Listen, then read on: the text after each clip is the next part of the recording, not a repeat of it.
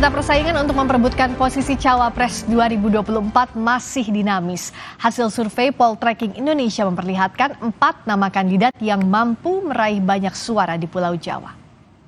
Oke, kita jalan ya. Ini protap langsung ya. Oke, jalan. Peta persaingan untuk memperebutkan posisi Cawapres di pemilu 2024 diperkirakan akan sengit. Hasil survei Poltreking Indonesia menunjukkan 4 nama yang potensial menjadi Cawapres. Nama Erick Thohir, Ridwan Kamil, Sandiaga Uno, dan Agus Harimurti Yudhoyono memiliki elektabilitas tinggi di Pulau Jawa. Survei Poltreking dilakukan pada periode 26 November hingga 2 Desember 2022. Di DKI Jakarta, AHY dan Erick Thohir meraih suara terbanyak 24,7% dan 17%. Di Banten, AHY juga unggul dengan 29,1%, disusul Ridwan Kamil 16,6%, sedangkan Erick Thohir meraih 11,7%.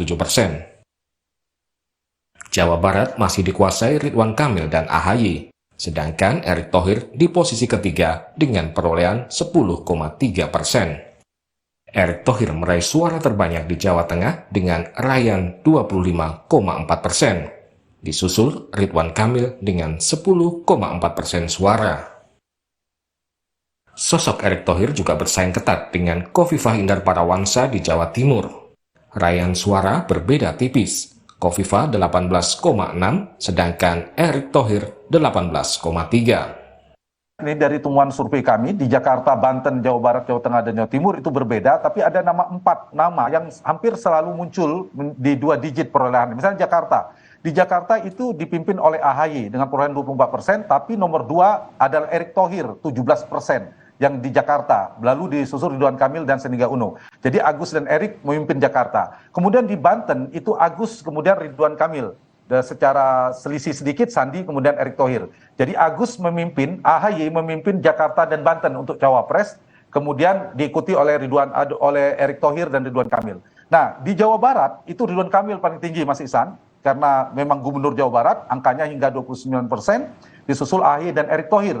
Dan Jawa Tengah ini yang paling tinggi adalah Erick Thohir. Kita tidak mengikut sertakan Ganjar ya dalam simulasi Cawapres karena Erick sudah terkoneksi cukup kuat pemilihnya Jokowi, kemudian pemilihnya Ganjar. Itu yang tertinggi hingga 25% perolehan Erick Thohir tertinggi di Jawa Tengah, disusul Ridwan Kamil. Kemudian di Jawa Timur itu imbang antara Khofifah, Gubernur Jawa Timur, dan Erick Thohir di angka sama-sama 18%. Hanta Yuda menegaskan, meski peta persaingan Cawapres masih relatif dinamis, namun 4 nama, Erick Thohir, Sandiaga, Ridwan Kamil, dan AHY berpotensi menjadi kandidat terkuat. Tim Liputan, Kompas TV.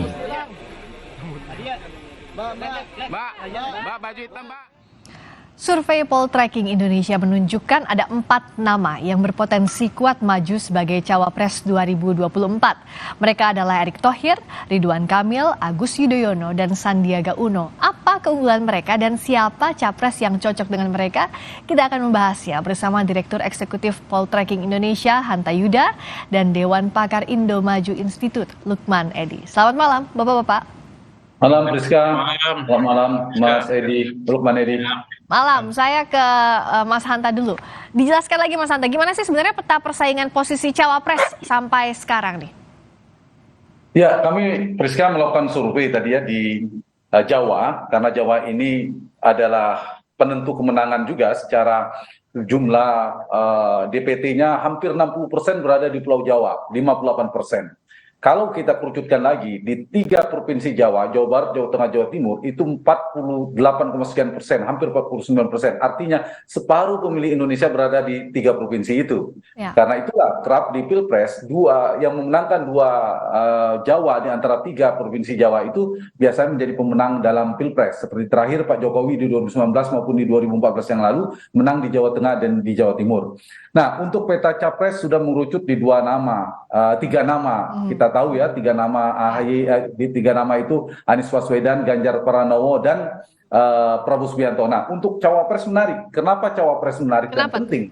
Karena Pilpres 2024 mendatang itu tidak ada incumbent. Sehingga variabel cawapres menjadi penting untuk semuanya, untuk menjadi penentu kemenangan. Dia cukup determinan karena akan menentukan kemenangan sang capres yang sangat dinamis dinamikanya. 3 capres yang saya sebutkan kuat tadi selisihnya tipis sekali, tidak ada yang paling menjulang, sehingga posisi cawapres yang paling kontributif secara elektoral, Priska, itu akan menyumbang kemenangan bagi capres terpilih. Dan kami memotret, Poltering Indonesia melakukan survei di Pulau Jawa, sebenarnya ada di survei nasional juga, belum kami publish, itu menemukan seperti di Prolog Kompas tadi, ada 4 nama yang kuat dengan basis yang berbeda di Pulau Jawa.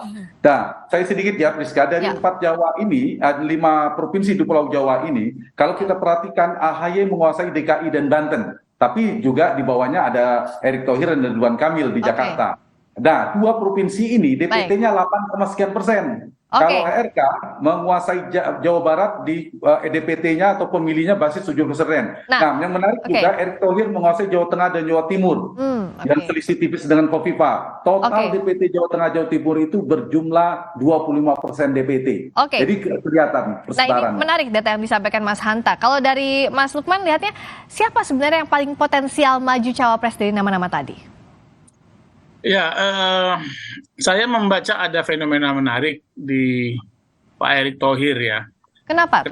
Karena beliau itu bukan orang partai politik ya, bukan ketua umum partai, bukan juga kepala daerah ya, yang kontribusi mengangkat elektabilitas seorang calon itu kalau dia kepala daerah itu besar sekali.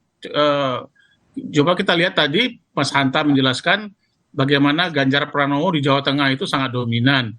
Bahkan Khofifah Indar Parawansa juga keangkat namanya ketika dilakukan survei di Jawa Timur. Nah, oleh sebab itu fenomena menarik Pak Erick Thohir ini harus diperdalam ya. Ada apa sebenarnya? Nah, kalau sementara ini survei yang dibuat Mas Hanta Yuda ini kami membaca lebih dominan adalah kinerja Pak Erick Thohir. Nah, saya kira pemilih kita, rakyat Indonesia hari ini cukup objektif melihat calon-calon pemimpinnya di masa depan ya. Dilihat dari sisi apanya? Dari sisi kira-kira bisa kerja nggak ini calonnya? Ya, bisa kerja nggak? Prestasi-prestasinya seperti apa? Track recordnya seperti apa? Nah, pada diri Pak Erick Thohir menonjol aspek-aspek itu ya. Di samping mungkin pola-pola komunikasi Pak Erick Thohir, kita lihat tadi basis-basis NU juga nama Pak Erick Thohir sangat menonjol ya. Di Jawa Timur, Jawa Tengah itu kan basis NU. Nah, itu sangat menonjol Pak Erick Thohir, mungkin karena sosialisasi dan pola pendekatan Pak Erick Thohir di komunitas NU itu saya kira juga berpengaruh terhadap pilihan-pilihan rakyat.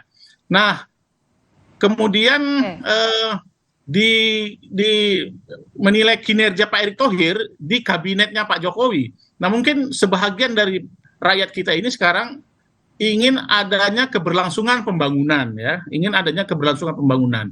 Nah, dan itu bisa dijawab ya, apa yang dilakukan oleh Pak Jokowi selama ini dan kedekatan komunikasi hubungan kerja yang baik antara Pak Erick Thohir dengan Pak Joko Widodo sebagai Presiden Indonesia hari ini juga itu berpengaruh terhadap pilihan rakyat yang dilakukan survei oleh Mas Hanta Yuda. Nah, saya tidak bisa tidak bisa memperkirakan seandainya misalnya pada saatnya nanti Pak Erick Thohir itu ada partai memberikan dukungan kepada beliau ya, seperti Pak AHY ya, Pak AHY yang masuk dari 3 besar yang disampaikan oleh Pak Hanta Yuda, kan dia jelas dukungan partai politiknya jelas, dia sebagai ketua umum partai ya. Begitu juga dengan Pak Sandi Uno, partai politiknya juga dia adalah orang partai politik hari ini di Gerindra. Kemudian dia punya pengalaman elektoral juga karena 5 tahun yang lalu dia atau 3 tahun yang lalu dia juga sebagai calon. Sisa-sisa elektabilitasnya masih ada. Tapi Pak Erick Thohir ini kan fenomena baru ya, fenomena baru. Baik. Nah, soal fenomena tadi gimana Mas Hanta lihatnya dan siapa capres yang cocok? Kalau tadi Pak Lukman bilang ada fenomena Erick Thohir yang menarik. Siapa capres yang cocok? Ya, sebelum ke situ saya akan ke sana nanti. Satu, betul terkonfirmasi salah satu faktor yang mendukung karena kinerja menteri. Karena sebelumnya kami juga melakukan survei tingkat kepuasan, Priska, Erick Thohir masuk di 3 besar, Prabowo, Erick Thohir, dan Sandiaga Uno. Itu satu, dengan terobosan seterusnya. Tentu kita bisa melihat data itu. Yang kedua adalah Mas Erick Thohir ini cukup dekat dengan Pak Jokowi, dipersepsikan cukup dekat dengan Pak Jokowi, punya tugas-tugas penting, ketua TKN, bahkan terakhir putra Pak Presiden menikah pun Pak Erick Thohir dipercayakan. Jadi banyak sekali yang dipercayakan. Jadi sangat kuat pengaruhnya, dianggap dekat dengan Pak Jokowi. Yang ketiga, brand connection-nya dengan Mas Ganjar, salah satu capres yang cukup kuat, itu cukup kuat juga kedekatannya, sehingga basis mereka saling melengkapi. Nah, faktor inilah saya kira yang memperkuat ya basis dari Erick Thohir. Kemudian yang faktor lainnya, kalau kita lihat di mana basis-basisnya itu. Basisnya satu ada pemilih Pak Jokowi. Pemilih Pak Jokowi itu kalau kita dalami, kita tracking lagi, itu capresnya lebih preferensinya ke Ganjar Pranowo lebih banyak ketimbang capres yang lain. Cawapres itu paling banyak ke Mas Erick Thohir dibanding cawapres yang lainnya, meskipun juga tersebar ke Kang Ridwan Kamil dan seterusnya. Yang ketiga basis NU, seperti tadi Mas Lukman katakan, sebagai ketua Banser, anggota kehormatan Banser NU, kedekatan dengan para kiai dan kedekatan struktur NU itu juga memberikan dampak insentif kepada Mas Erick Thohir secara elektoral. Yang keempat dari sisi demografi, pemilih muda dan kelas menengah itu menjadi basisnya Mas Erick Thohir. Nah, saya ingin menjawab ke Priska. Untuk seorang capres mendapatkan siapa cawapres yang kontributif bagi dia, ada 2 strateginya. Apakah pilihannya memaksimalkan basis si capres yang sudah ada, seperti misalnya kalau Anies cari di Jawa Barat dan di Jakarta dia cari figur cawapres yang di situ juga untuk memperkuat, misalnya AHY, yang seperti misalnya Ganjar mengambil Erick Thohir karena sama-sama Jawa Tengah Jawa Timur, atau yang kedua memperluas ceruk. Nah, keunggulannya karena saya ditanya tentang Mas Erick Thohir, Pak Erick Thohir ini keunggulannya dia bisa menjadi cawapres yang bisa memaksimalkan basis Ganjar Pranowo, tapi juga bisa memperluas ceruk Ganjar Pranowo yang masih lemah seperti di Jakarta tadi datanya kita lihat, kemudian di Jawa Barat. Nah, sehingga kalau persepsi selain analisa saya dari persepsi publik yang paling pas memang berpasangan dengan Ganjar Pranowo. Jadi lihat dari data ini brand connection-nya sangat kuat. Lalu soal brand connection tadi saya tanyakan juga ke Mas Lukman, setuju dengan itu singkat saja? Ya, setuju. Tinggal kita menunggu sekarang ya, ketika Pak Erick Thohir itu didukung oleh partai politik. Dan kemudian jangan lupa loh ya, Pak Erick itu kampung halamannya Sumatera. Sumatera belum disurvei oleh Pak Hanta Yuda. Biasanya calon-calon yang bukan non Jawa itu susah untuk mendapat elektabilitas di Pulau Jawa. Tapi Pak Erick Thohir ini beda. Dia basisnya di Sumatera, tapi mendapatkan suara yang signifikan di Pulau Jawa. Nah, ketika nanti ada lagi survei di Pulau Sumatera, saya yakin itu lebih besar lagi elektabilitas beliau.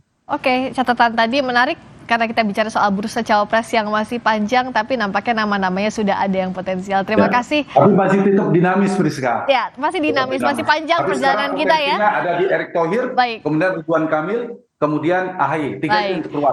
Terima kasih.